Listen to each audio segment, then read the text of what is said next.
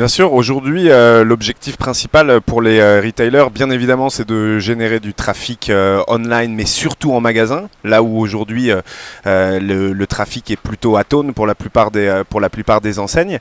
Et l'objectif, en fait, au-delà même du Drive to Store, c'est de mesurer l'ensemble des investissements, l'impact de l'ensemble des investissements digitaux sur le trafic et sur les ventes en magasin.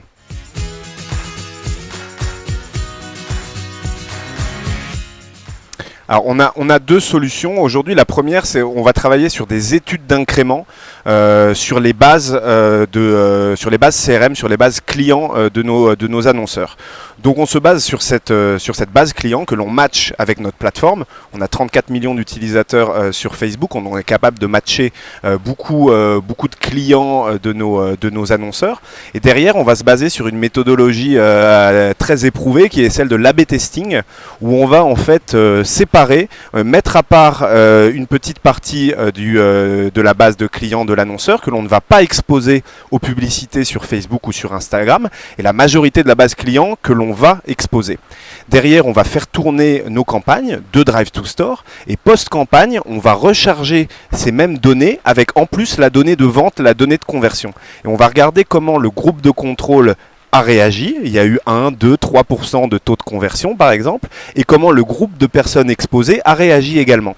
Et le différentiel de taux de conversion entre le groupe d'exposés et le groupe de non exposés représente la vraie valeur et le vrai retour sur investissement incrémental de la campagne média. Donc on va bien au-delà d'un coût à la visite par exemple, parce qu'un coût à la visite, notamment dans la grande distribution alimentaire, il a certes une valeur, mais sachant que certains, notamment grands distributeurs, ont 20% du marché français, le coût à la visite, indirectement, il va valoir quelques centimes ou dizaines de centimes, ce qui n'est pas vraiment une métrique très pertinente pour les retailers. Alors que le retour sur investissement incrémental, c'est ça qui va permettre de dire aux retailers si sa campagne a bien marché ou pas et si elle a généré du business.